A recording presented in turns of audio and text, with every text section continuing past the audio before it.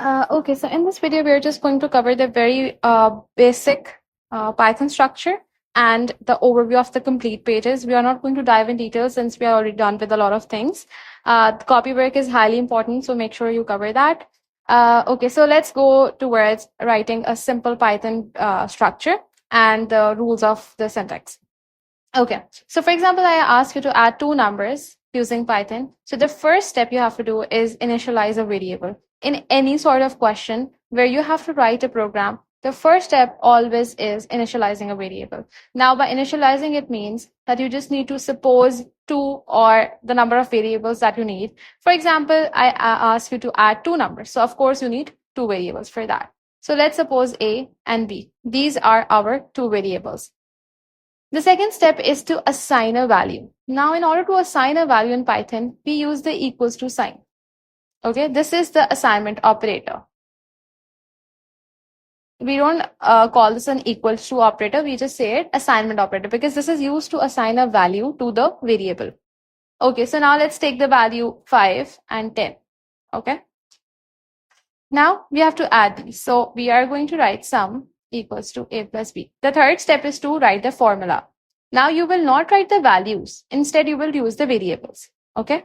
And the variable names to store the value should be meaningful. For example, if you're performing addition, you're going to add it sum. For example, you're doing subtraction, you will write sub. For multiplication, mul, and for division, div. So it should be a meaningful name. You can name it something else, but it looks good when the person is checking the paper that you have used proper names for the variables. Okay, now moving forward, we have two screens in Python. One is called as the programming screen, and the other is called as the output screen. Now, the difference between both of these screens is that on the programming screen, you can see the exact working of each and everything that is going behind. Whereas on the output screen, you can just see the values.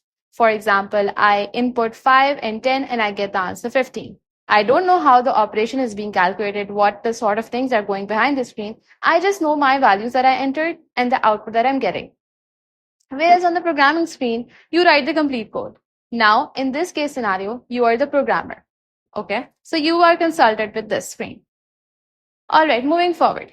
Now, in order to display our value, which is going to go on the output screen, we will write another statement, which is called as the print statement.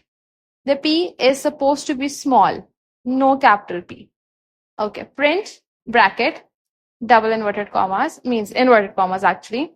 The sum is colon, inverted commas close, and comma sum.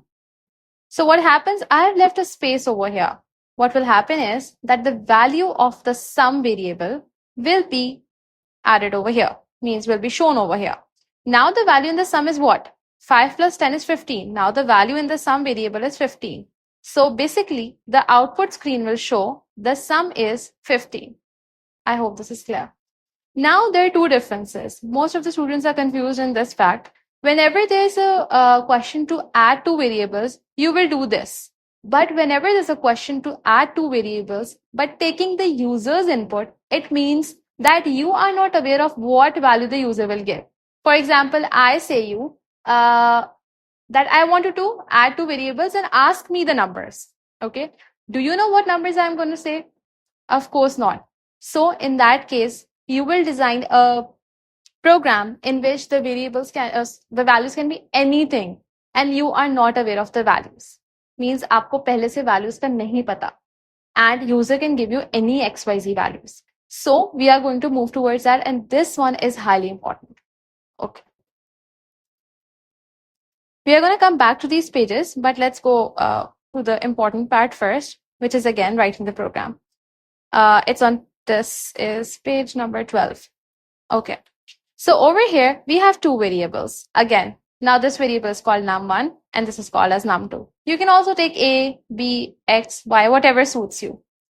Then we have to subtract two numbers over here. So again, a meaningful name, sub, and our variable 1 minus variable 2. Num1 minus num2. Okay, over here, the values are already given. We have, suppose, the values. Let's go over here with user input. This is very important. You need to read the question carefully. Now, in this case, we do not know the values.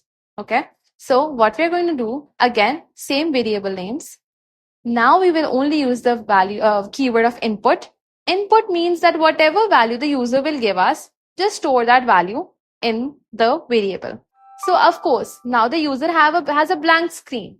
The user needs to know what to do. So we will display a message, enter first number.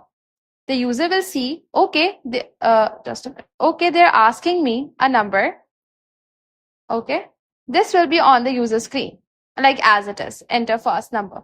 So user will say, okay, my first number is 20. Now, 20 will be stored automatically in our first variable. On the second case, the second line will be enter second number. Since our second instruction is this, the user will say, okay, my second value is 30. Okay. Now, both of these values are stored in both of these variables. Num1 has 20 and num2 has 30. Okay. Now we have to subtract. In order to subtract, let's keep a meaningful name again, which is called as sub. Sub equals to float num1 minus float num2. Now, why are we writing float? Because the user can also give us a decimal value. For example, 20.5 and 30.5. So, in order to not to take any chance, we always use the keyword of float, data type float. For this, we just take a chance that whenever the user will enter any sort of value, whether it's an integer or a float, this float will actually save it. Okay, because let me give you an example. 30 is same as 30.0. So even if users enter 30, it will be stored. Even if the user enters any decimal number, it will be stored too. Okay. All right. So now what will happen is that float num1 20 minus 30. So the answer is minus 10, right? Again, we have to display our output on the screen. So print the sub of this. Now let's make it easy. I don't want you to write this complete statement. I mean, you can, but let's make it easy. Your statement can be print the difference is colon, leave a space, inverted commas, close, sub. Okay. So actually the output will be that the difference is minus 10. Okay. Also, let me explain you this statement. Now, what does this statement say? Is that your output over here will be, all of the functioning will be same, only the output will be the sub of 0 means our first number, which is 20, and 1 is our second number, which is 30, is 2 means our output, and our output is minus 10. Okay, so this is a little harder way, but it's fine either ways. Even if you do like this or this, both are totally acceptable. But this is a far more easier way to represent the answer. So whatever you feel easy, just go with that. Okay, moving forward. Now, the basic concept of writing a Python program is clear. Now, the next important concept is algorithm and flowchart.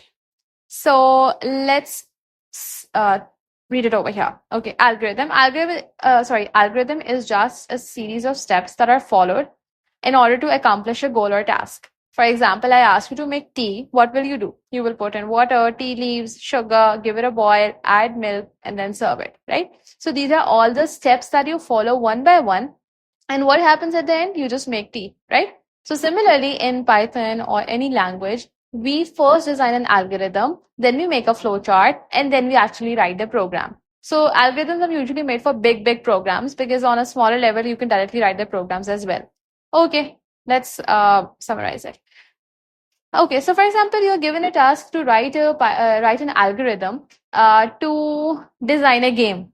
Okay, so always start with writing this thing: step 1, step 2, step 3. So your first step and your last step will be the same. Start and stop, yeah, start and end. Okay, these are very important. Next, our step 2 would be, for example, I'm talking about just making a game. So step 2 would be decide the theme, that how my game would be like. Is it a fighting game? Is it a racing game, or whatever? Now, step 3 would be decide the characters. Okay. And my step 4 can be decide the controls. How will the characters move? It's totally up to you. It's just a very open kind of question. So if you have an algorithm to make, you can be as creative as possible. You just need to make sure that you write these steps and you go in order. Like you do not, do the first step and then the last step. It should be in very good, hierarchy. Okay. So algorithms are written in this way, and flowcharts, the first symbol and the last symbol are same. Okay. These have round edges. Make sure these have round edges, like slightly bended. The process symbols are with the sharp edges. They have like this, very similar, but these are round and these are sharp. These, if a flowchart is there, you need to make sure that these shapes are correct because the crucial marks are of these. Okay. Now the input values are stored in a parallelogram. It has slanted sides and then simple as rectangle. Okay. So there are 4 or 5 shapes. And there's another one which is not here, which is the decision symbol, which is in a form of a kite or a rhombus. In this, you actually decide that have you done this or have you repeated it this many times. For example, if you have done this, then you need to stop. Okay. And of course, if you haven't done this, no, then you need to do the steps again. Okay. We have done a similar question in the copy, so you can also consult that. So this is about the algorithm and flowchart. And let's go through this as well. This is a little important. This is page number 10. Okay, so I'm asking you that you need to find if my given value is positive or negative. Now, if you're good at maths, you must know that we have a number line, 0. All the values that are greater than 0 are positive, and all the values that are less than 0 are negative. Okay, so obviously, if I give you a value A, input, enter a number. Okay, this is my first statement. Now, what you have to check, you need to check, is my value positive or negative? So if is a conditional statement, like just in English, if you get more than 30 marks, you pass the exam. If you get less than 30 marks, you fail the exam. Or I can say it in a simpler way. If you get marks greater than 35, you pass the exam, else you fail the exam. Okay? So for the second step, I do not have to write the complete statement again because that's obvious. Okay, if you get more than 35, you will pass, else you will fail, right? So similarly in Python, we use if and else conditions. So if A is greater than 0, colon, means whatever value A has, is it greater than 0? The computer will check. If it's greater than 0, then what do we have to do? We have to print that it's a positive number, else, colon again, print negative number. Means obviously if it's not positive, it would be a negative number, right? That's it. All of the keywords I, E, P are going to be in small case. Do not use any capital letters. In case you're using a capital letter for your variable A, then you need to make sure everywhere A is capital. If you're using small, make sure it's small. Okay? All right. So I think the rest of the things are very simple. Just summarizing, variables are sort of containers. They're used to hold in values, just like boxes. If I ask you to put pencils in one box, pens in one box, so what you're doing, you are assigning different boxes for different materials. So similarly in Python, we do have variables to hold our values. Data types, we have 4 basic data types. So one is the numbers, strings and booleans. In numbers, we have 2. Integers and floating point. Integers are whole numbers like 0, 1, 2, 3. And floating point numbers are decimal numbers like 0.5, 1.2, 3.4, whatever. Strings are sequence of characters enclosed in quotation marks. So for example, I write hello. I write method 1, 2, 3. So these are mostly mix of numbers and alphabets, which are called as alphanumeric. And they are enclosed in quotation marks. And booleans. Booleans means true or false. For example, I give you a question. If A equals to 0 and if A is double equals to 0 and A is greater than 3, what will be my output? And the value of A is 5. So is A equals to 0? No. And is A greater than 3? This is correct. But using the AND operator, our answer will be false. Now you must be confused, what is this and what is this double equals to? Let me explain that as well. Double equals to is a comparison operator. It means that my left hand side value should be equal to my right hand side value. This means it's true. But if in case I write 5 is double equals to 0, are these both values same? No, then my answer is false. Okay. And let's see what is and, or, and not. These are logical operators. And means all my conditions should be true. Means if the first condition is true and the second is false, my answer will be false. But if all of my conditions are true, then the answer will be true. Okay. In case of or, any one condition should be true. Means if it's true, false, my answer will be true. If it's false, true, my answer will be true. If it's true, true, my answer will be true. For the case of not just simply means the opposite. For example, the answer is true. For example, the answer is false. My actual answer will be true. And if it's true, then my answer will be false. The opposite. Okay, so these are all the basic things that we had to cover. And otherwise, there's another video which I uploaded previously. So you can also consult some pages from that for the theoretical concepts. Otherwise, all of the logical concepts and syntax related ones are cleared in the video. I hope that this video will help you. All the very best for exam. And I'm pretty sure you're going to ace it. Best of luck.